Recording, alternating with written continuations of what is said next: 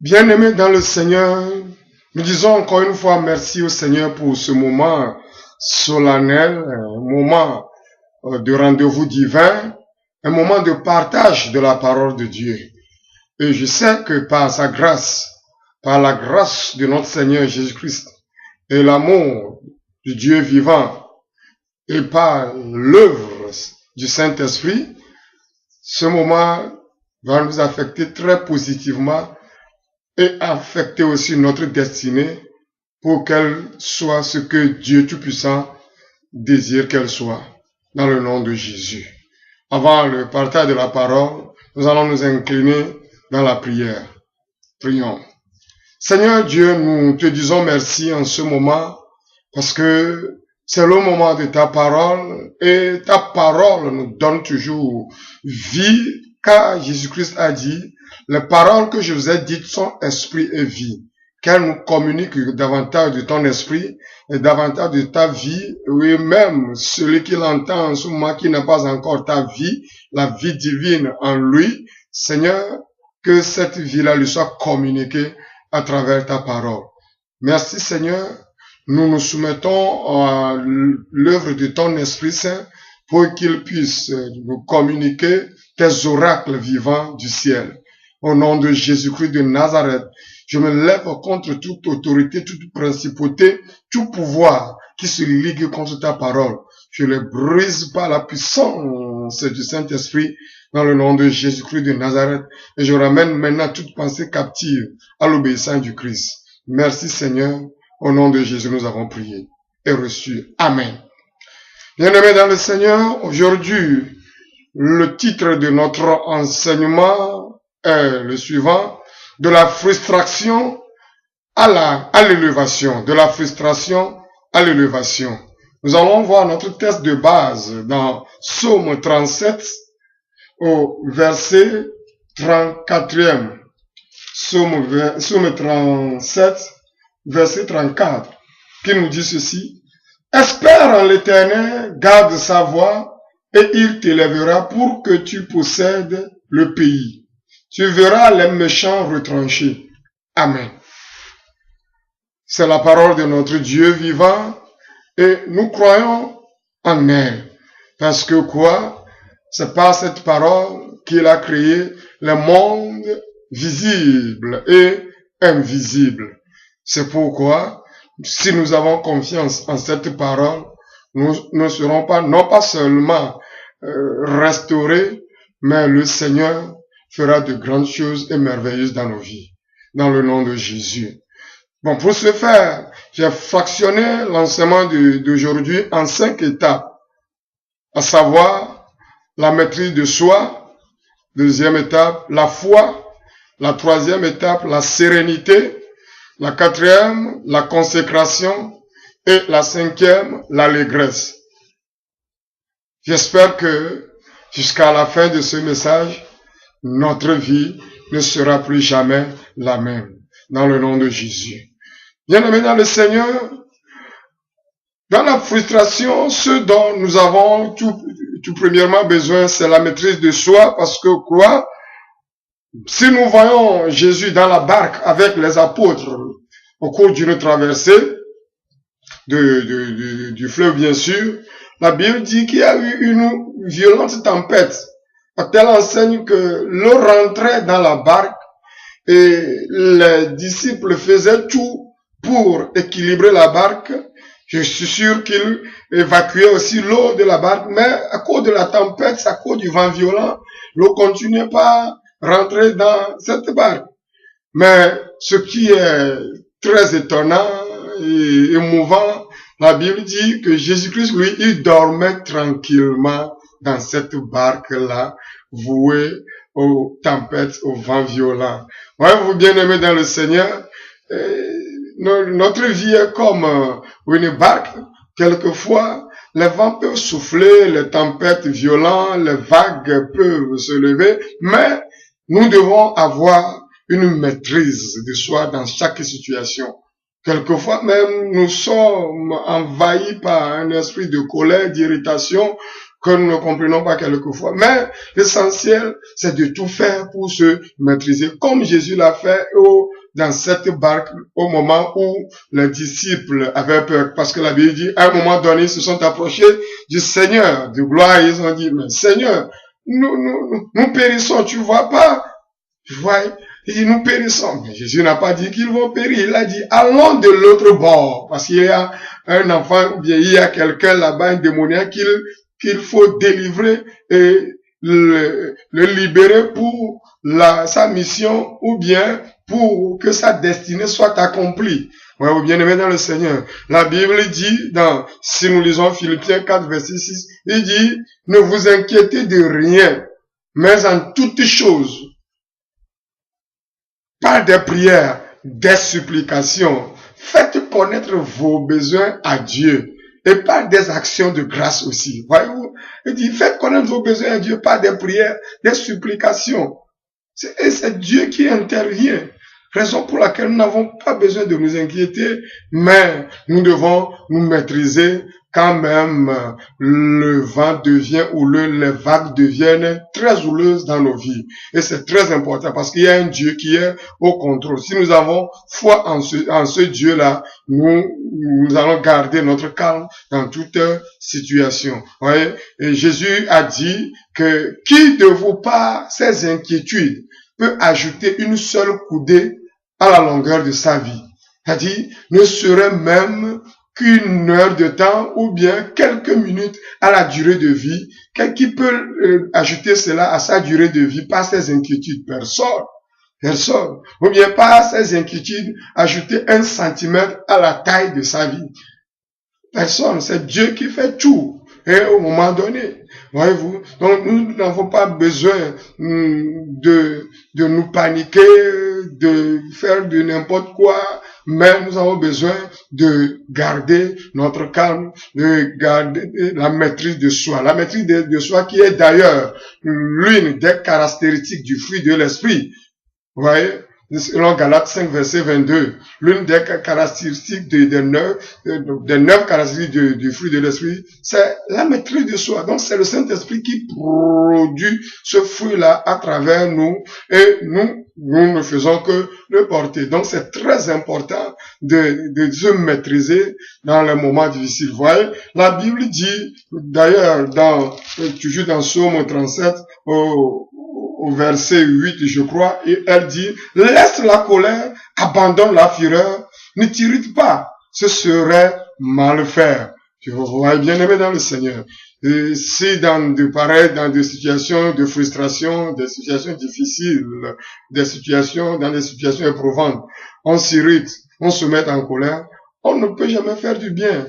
On ne peut faire que des choses qu'on regrettera plus tard. Donc, c'est pourquoi il est très, très, très important de se maîtriser dans des situations difficiles, bien face aux incompréhensions même de la vie. Si nous sommes incompris, ou bien si d'autres deviennent des aiguillons à nos côtes, ou bien si la vie devient difficile, ou bien très compliquée pour nous. Il nous faut d'abord, bien la première chose à faire, c'est de se maîtriser.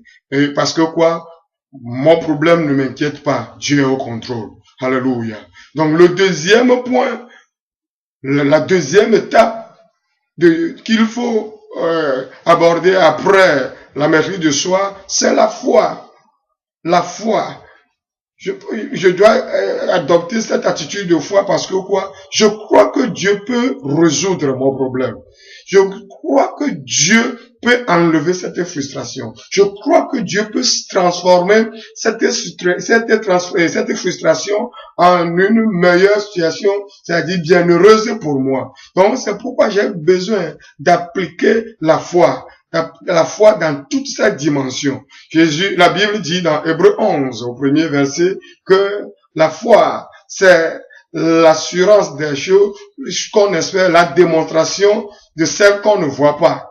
La foi, c'est l'assurance des choses qu'on espère, la démonstration de celles qu'on ne voit pas. Et 2 Corinthiens 5, verset 7 dit, nous marchons par la foi et non pas la vue. Vous voyez, bien aimé dans le Seigneur, nous avons besoin de marcher par la foi et non pas l'a vu. Un homme éminent de Dieu, très éminent de Dieu, a dit que la foi, ce n'est pas seulement de confesser ou bien de déclarer la parole de Dieu, mais c'est de faire mieux que ça, c'est-à-dire de se mettre à faire ce que la parole de Dieu dit. C'est-à-dire démontrer sa foi, se mettre à faire ce que la parole de Dieu dit. Et c'est très important. Parce que quoi? Sans la foi, nous en tant que chrétiens, nous ne pouvons pas survivre, nous ne pouvons pas vivre dans ce siècle pervers, dans ce siècle où il y a trop de méchants, dans cette vie où nous sommes ballottés un peu partout, dans cette vie où les situations désespérées nous accablent. Donc c'est par la foi que nous pouvons surnager les situations comme la barque de Noé a submergé ces eaux-là qui détruisaient les hommes de la terre dans le temps. Nous avons besoin de la foi. Jésus a dit, même en priant, il faut que nous ayons de la foi. Si nous n'avons pas de foi avant de prier, c'est comme la prière est vaine. Nous avons besoin d'avoir la foi, selon Marc 11, à partir du verset 22. Jésus dit, ayez la foi en Dieu. Si quelqu'un a la foi, même ne serait-ce qu'un grain de foi, s'il dit à une montagne, ôte-toi de là, va te jeter dans la mer, il dit, cette montagne va obtempérer, elle va lui obéir. Elle va obéir à la foi. Il dit, si vous priez, croyez que ce que vous demandez, vous l'avez déjà, et vous le verrez s'accomplir. C'est ça, c'est la foi. La foi constitue notre main qui prend quelque chose dans le monde invisible, ou bien dans le monde spirituel, ou bien même au ciel. Et nous devons aussi avoir les yeux de la foi pour voir là où vous voyez des choses, là où les autres ne voient rien. L'apôtre Paul a dit aux Éphésiens dans Éphésiens 1, verset 18, il dit qu'il illumine les yeux de vos cœurs afin que vous compreniez quel est l'héritage qui s'attache à son appel. Voyez-vous, nous avons un héritage en Dieu. Vous avez un héritage à Dieu. C'est très important de le comprendre cela et d'avoir vos yeux illuminés, les yeux de vos cœurs, pas les yeux physiques, mais les yeux de vos cœurs, les yeux spirituels illuminés pour pouvoir voir les choses dont vous avez besoin dans le monde spirituel et les amener ou les ramener dans ce monde naturel. Et c'est très très important, bien-aimés dans le Seigneur, cette affaire de foi. Nous avons commencé en Christ avec la foi. Nous avons besoin de continuer en lui par la foi et de terminer en lui par la foi, comme Paul disait à son fils Timothée, à son fils spirituel. Et il disait ceci, j'ai combattu le bon combat. J'ai achevé ma course. J'ai gardé la foi. C'est cela qui est très important. Il dit, j'ai combattu le bon combat, j'ai achevé ma course, j'ai gardé la foi. C'est-à-dire, il a gardé la foi jusqu'au bout, jusqu'à la fin de sa vie, de son ministère. Et c'est très très important d'agir par la foi dans des situations difficiles. Et j'espère que par la foi, le Seigneur exaucera tes prières. Par ta propre foi, le Seigneur interviendra dans ta situation, dans le nom de Jésus-Christ. Et Dieu, de ce malheur, tu te retrouveras dans un bonheur qui donnera vraiment gloire à Dieu, dans le nom de Jésus. Et l'autre étape qui est encore très très importante, c'est la sérénité. Il faut être serein. Il faut demeurer serein. Parce que quoi, nous avons un Dieu vivant. Je suis paisible, car je sais que Dieu Jéhovah, l'éternel des armées, le créateur des cieux, de la terre, des océans et tout ce qui contient, se charge de mon problème. Je n'ai pas besoin de paniquer. Je dois garder mon calme. Je dois être serein. Parce que quoi? Mon Dieu, il est vivant et il est au contrôle. C'est très important de comprendre cela. Car en gardant son calme, on donne l'opportunité à Dieu d'intervenir. En étant serein, on donne l'opportunité à Dieu de se charger de toute situation difficile ou compliquée de notre vie. C'est pourquoi il est très très important d'être serein, d'avoir la sérénité dans des situations difficiles. Si nous voyons le psaume 84, verset 12, psaume 84, verset 12, la Bible nous dit, nous allons le lire, verset 12 nous dit, car l'Éternel Dieu est un soleil et un bouclier. L'Éternel donne la grâce et la gloire. Il ne refuse pas le bonheur à ceux qui marchent dans l'intégrité. On va bien aimer dans le Seigneur. C'est l'Éternel, notre Dieu, qui donne la grâce et la gloire. Et il ne refuse pas le bonheur à ceux qui marchent dans l'intégrité. Il est très important que nous comprenions cela, que notre bonheur, notre gloire, notre grâce viennent de l'Éternel des armées. Et il ne va pas nous le refuser, il ne va pas nous refuser ces choses. C'est pourquoi nous devons garder notre sérénité. Vous voyez bien aimé dans le Seigneur.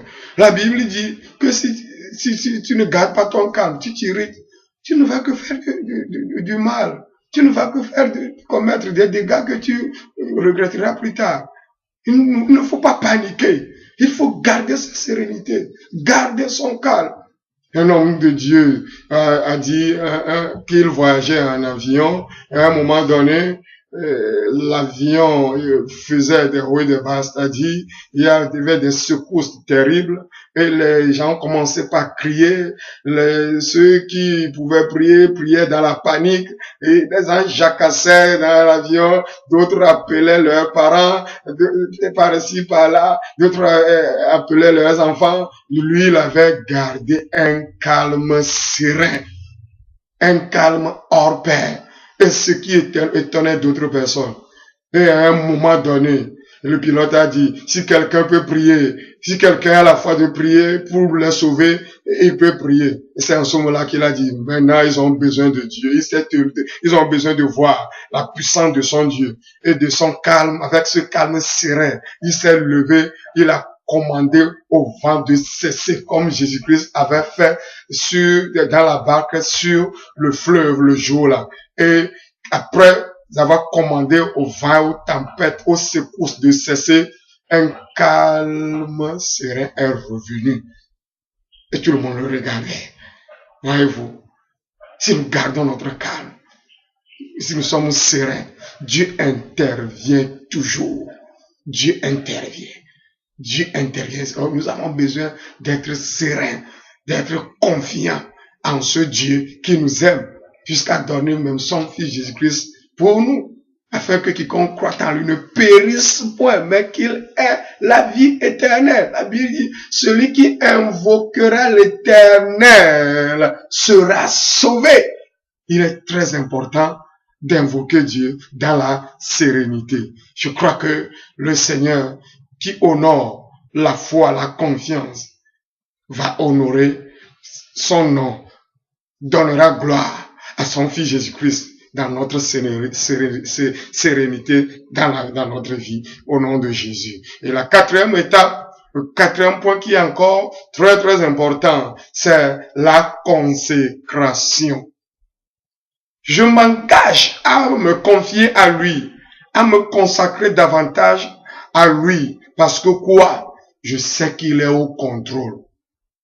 Et c'est très important. Nous devons nous consacrer davantage au Seigneur dans toutes situations.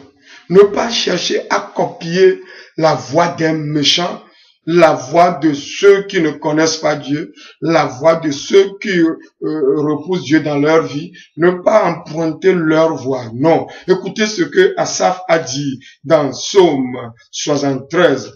Psaume 73. L'auteur de ce psaume, il a fait une expérience qu'il a partagée avec nous dans la Bible. À partir du premier verset, il dit, oui, Dieu est bon pour Israël, pour ceux qui ont le cœur pur. Quant à moi, pour un peu, mes pieds allaient fléchir. Il s'en est fallu d'un rien que mes pas ne glissent, car je jalousais les insensés en voyant la prospérité des méchants. Rien ne les tourmente jusqu'à leur mort, et leur corps est replet. Ils n'ont aucune part à la peine des hommes. Ils ne sont pas frappés avec les humains.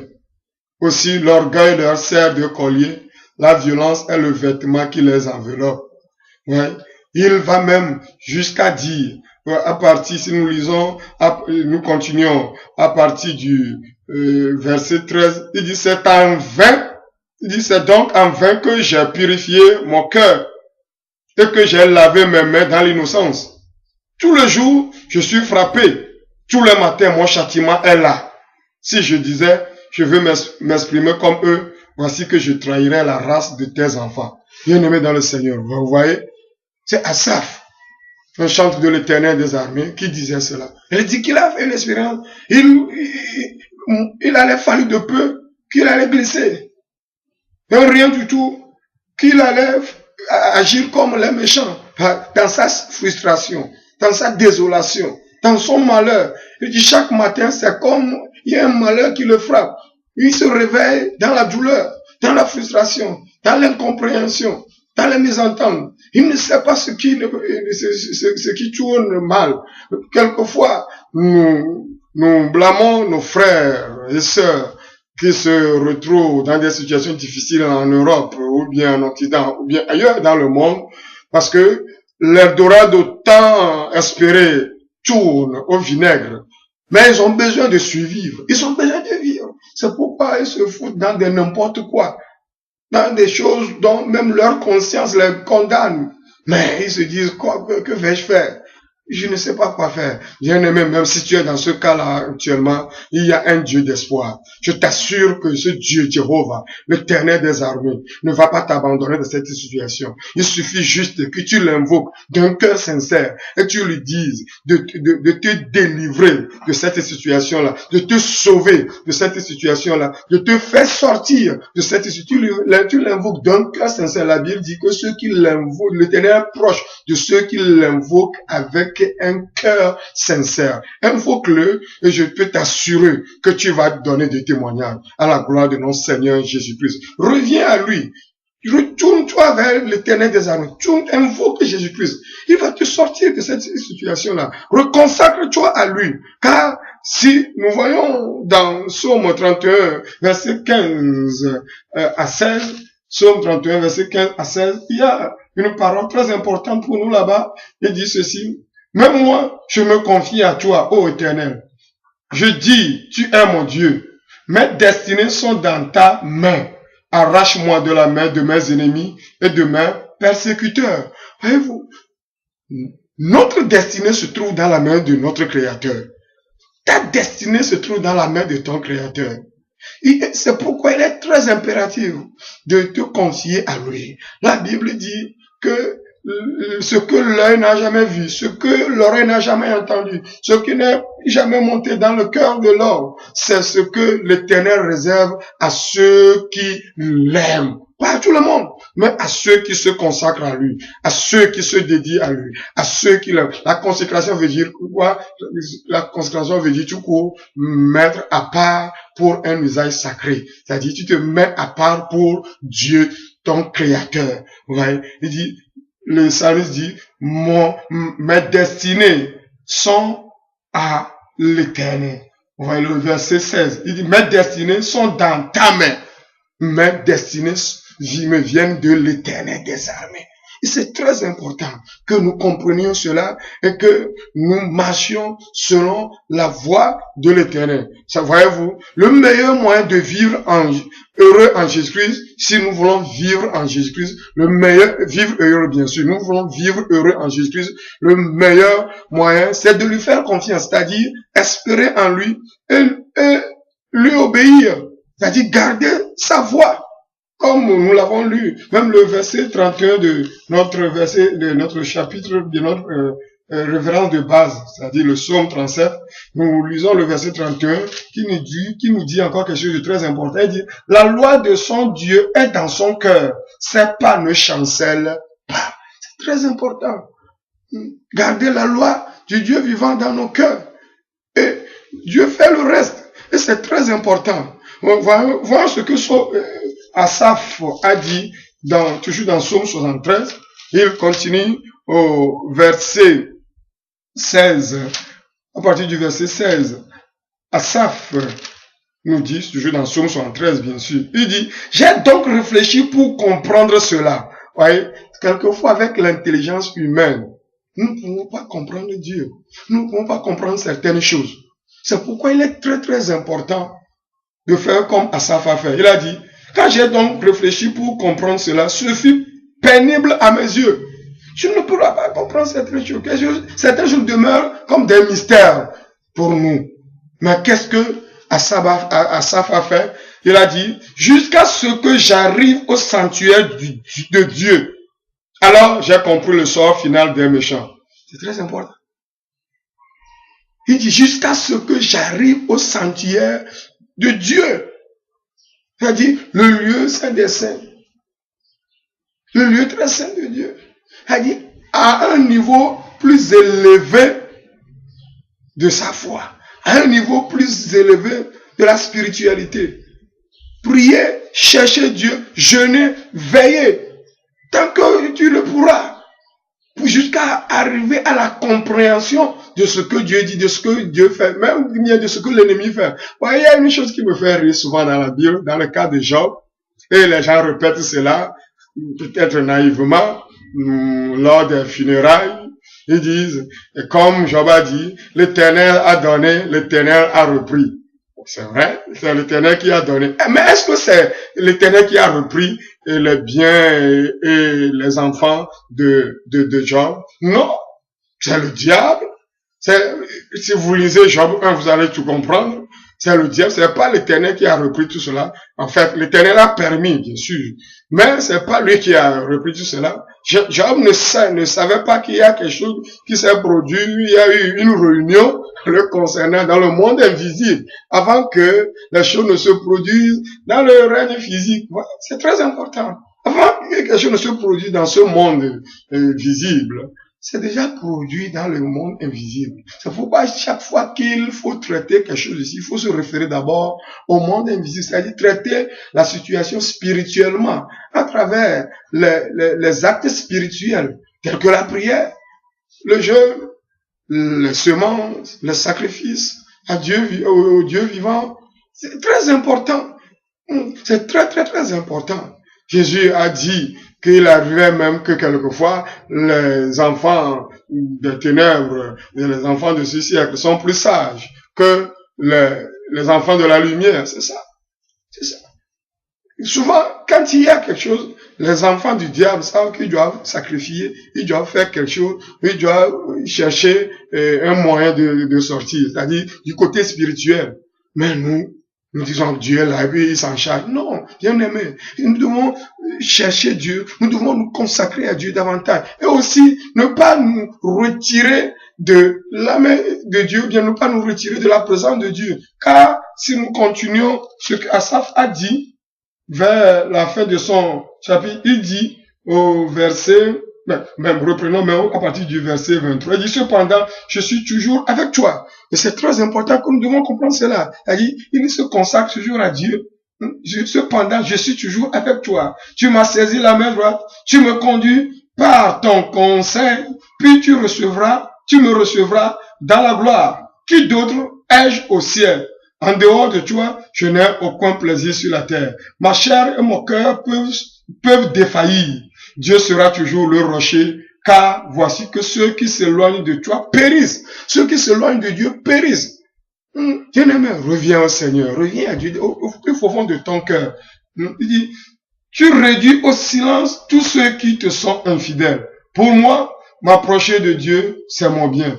Je place mon refuge dans le Seigneur l'Éternel afin de raconter toutes tes œuvres. Le Seigneur fera que tu raconteras ses œuvres les plus merveilleuses qu'il accomplira dans ta vie. Et c'est très important. Cesse de murmurer contre Dieu. Cesse de murmurer contre les autorités. Cesse de murmurer contre quoi que ce soit ou qui que ce soit. C'est le Seigneur qui t'a envoyé dans cette vie a la puissance de tourner ta situation de vinaigre en une situation meilleure. C'est-à-dire, il va te faire sortir de ta frustration et te promouvoir, te donner l'élévation comme notre titre d'aujourd'hui le dit. Et c'est très important, bien aimé, de se comporter ainsi, c'est-à-dire de se consacrer au Seigneur. Et autre chose encore dans ce domaine spécifique, c'est quelquefois, quand les gens traversent des situations indésirables, ils cherchent à s'éloigner un peu, soit de l'église, ou bien de ce qu'ils font à l'église. Non, non, non, c'est en ce moment-là qu'il faut plutôt se consacrer davantage à ce que tu faisais. Si tu es accueil dans l'église, consacre-toi davantage, fais-le encore davantage. Ne sois pas en retard sciemment, non. Sois plus à l'heure, sois plus ponctuel qu'avant d'ailleurs. Vous voyez, si tu es chanteur à l'église, tu es musicien, ne cherche pas qu'on te paie forcément avant de faire ce que tu as à faire de bon cœur pour que le Seigneur même te récompense. Non, fais-le de bon cœur. Le Seigneur est celui qui rétribue. Il va te rétribuer plus même que les hommes. Donc, tu es intercesseur, qu'est-ce que tu es moniteur, monitrice des enfants, fais-le de bon cœur, continue pas à le faire, consacre-toi davantage à ton ministère dans l'église. Et tu vas voir, c'est à travers cela que le Seigneur va te bénir. Tu interprètes tout ce que tu es dans l'église. Continue pas à le faire. Je suis sûr que le Seigneur, Dieu, qui élève, car la Bible dit que ce n'est ni de l'Orient, ni de l'Occident, ni du désert que vient l'élévation. Mais c'est Dieu qui juge. C'est lui qui abaisse l'un et qui élève l'autre. C'est très important. Psaume 75, versets 5 à 7. Donc, bien aimé dans le Seigneur, il est très important de se consacrer davantage au Seigneur, même surtout dans les moments difficiles. Et la cinquième et dernière étape, c'est l'allégresse. Voyez-vous, lorsque tu te maîtrises et tu as la foi et tu es serein et tu te consacres, même le Saint-Esprit produit une joie profonde en nous. Une joie que Jésus lui-même donne. Une joie qui n'est pas donnée par le monde. D'autres, ils disent qu'ils veulent avoir la joie, ils boivent, ils prennent des boissons alcoolisées pour s'enivrer, avoir la joie. Mais le problème, après que l'alcool va passer, le problème est toujours là. Il demeure toujours. Tu vas fuir seulement un peu de temps, puis ça revient. D'autres dans les femmes, certaines femmes dans les hommes, tout ça là, c'est pas ce qui est bon, bien-aimé dans le Seigneur. Nous devons chercher la joie du Seigneur, la joie que Jésus-Christ seul donne, la joie intérieure, une joie profonde, très profonde, la joie du cœur. Et Philippiens 4, verset 4 dit, soyez toujours joyeux dans le Seigneur. Je le répète, soyez joyeux. Ayons de l'allégresse en Dieu. Même les 4 premières étapes que j'ai mentionnées, si vous les suivez, vous allez voir que la joie là sera spontanée. Et c'est encore une autre caractéristique du fruit de l'esprit. C'est le Saint-Esprit qui produit cela. Lorsque tu te consacres à Dieu, tu as la foi, tu es serein, calme. Et vous allez voir que cette joie là sera spontanée.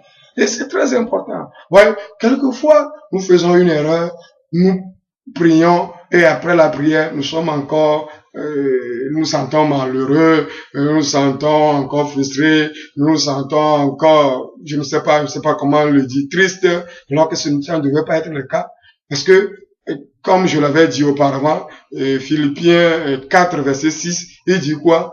Ne vous inquiétez de rien, mais faites connaître vos besoins à Dieu par des prières, des supplications et des actions de grâce. Et le verset 7 qui suit directement dit, et la paix de Dieu qui surpasse toute intelligence gardera vos cœurs et vos pensées en Christ Jésus. C'est-à-dire, après la prière, bien que la chose n'est pas encore visible, mais nous avons cette certitude selon Marc 11, verset 23 et 24, que Jésus dit, si vous priez par la foi, croyez que ce que vous avez demandé, vous l'avez, vous le verrez s'accomplir. Donc, à cause de cela, après la prière, tu dois avoir la paix. La paix, c'est très important. Une autre caractéristique du fruit de l'esprit, c'est très important. Parce que si tu n'as pas la paix, comment tu peux être en joie? Le Saint-Esprit nous communique cette paix-là après la prière. Et de cette paix, jaillit la joie. Accorde l'opportunité au Saint-Esprit de produire cette joie, cette paix en toi. Et c'est très très important. Bien-aimé dans le Seigneur, tu dois avoir l'allégresse en toi parce que quoi? Tu te réjouis car Dieu va résoudre ton problème, c'est tout. C'est la foi. C'est une autre démonstration de la foi. C'est très important. Que le Seigneur vous bénisse. Et je crois que vous avez été richement bénis à travers cet enseignement. Mettez-le en pratique, car Jésus a dit, ce ne sont pas ceux qui écoutent seulement qui seront bénis, mais heureux ceux qui mettent en pratique la parole qu'ils écoutent. Que le Seigneur vous bénisse, vous garde jusqu'à la prochaine rencontre. Merci au nom de Jésus. Amen. Prions. Père éternel, notre Dieu, nous voulons te dire merci parce que ton nom est l'alpha et l'oméga, le commencement et la fin, le premier et le dernier. Merci Seigneur de ce que, à travers ta parole, tu vas transformer la vie de tes enfants de rien en quelque chose, de la frustration à l'élévation. Et je sais que toi qui donnes la promesse, tu as la puissance de l'accomplir. Et tu vas le faire dans la vie de mon frère là. Tu vas le faire dans la vie de ma soeur là. Parce qu'il a confiance en toi. Elle a confiance en toi. Merci Seigneur. Au nom puissant de notre Seigneur Jésus-Christ, nous avons prié et reçu avec action de grâce. Amen. Que le Seigneur vous bénisse. Amen.